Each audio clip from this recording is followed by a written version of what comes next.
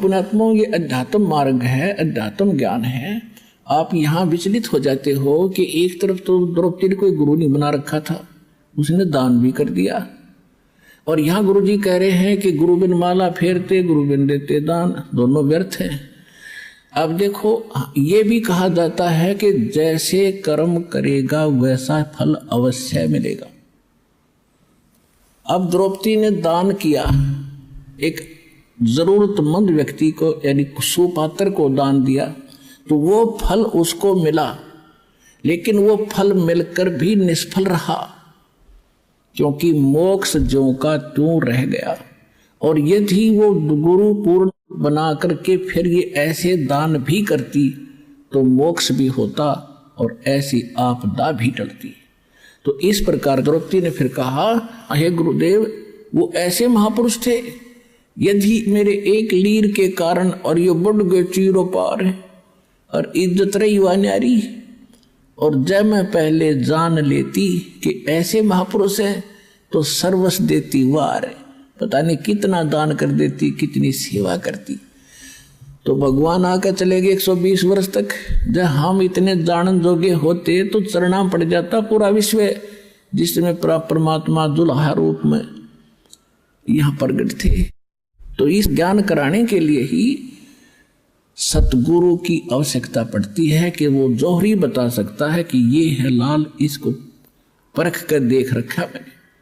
तो ये दास वो सतगुरु रूपी जौहरी बना और कूड़े की टोकरी में पड़े इस लाल कबीर को परखा, और आज आपने बरत के देख लिया 100 का 100 खरा।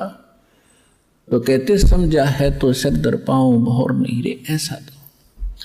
तो कहते दान इतना अनिवार्य है भक्ति में, जैसे मंत्र आपको दे दिए, ये तो बीज बो दिया, और बीज बोने के बाद खेत में जब सिंचाई नहीं करी, खाद नहीं डाला, तो किसान के खटेगा नहीं।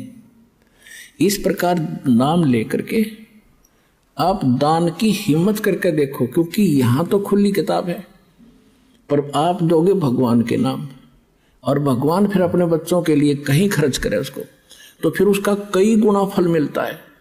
और ये दान आपको इतना लाभ देगा आप सोच भी नहीं सकते। पहले आप दान करते थे, पता नहीं कहीं दान भी कर देते थे, वो आपको मिलता अवश्य, मनमाने कुत्ता बन जाते। अच्छा दान किया हुआ व्यक्ति जो गुरु नहीं पूरा मिला, और कुत्ता बन कर वो एक सेठ के यहाँ होता है, गाड़ी में चलता है और अलग से कमरे में रहता है, एसी लगा हुआ है उसके लिए, और खाने के लिए समय पर, और जांच होती है डॉक्टरों से, वेटरनरी सर्जन से। उसका ड्राइवर आदमी होता है और कुत्ता मालिक की सीट पर बैठकर चल रहा होता है। तो उस पुण्यकर्मी प्राणी ने किसी जन्म जन्मांतर में खूब दान किए, भंडारे दिए, कंबल बांटे, सारा कुछ किया, लेकिन गुरु ना मिला पूरा। गुरु ना मिलने से उसको किया हुआ तो मिला, लेकिन कुत्ते की जोनी में मिला।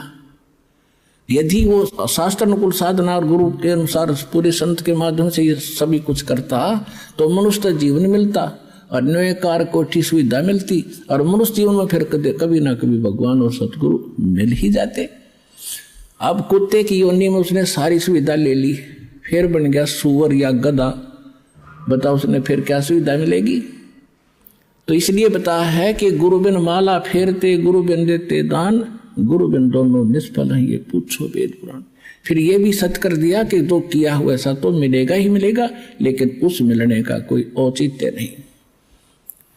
वो मिलो चाहे ना मिलो, जब तक मोक्ष नहीं हुआ और आपका यहाँ से पीछा नहीं छूटा तो वो दान भी व्यर्थ है। तो आज आपको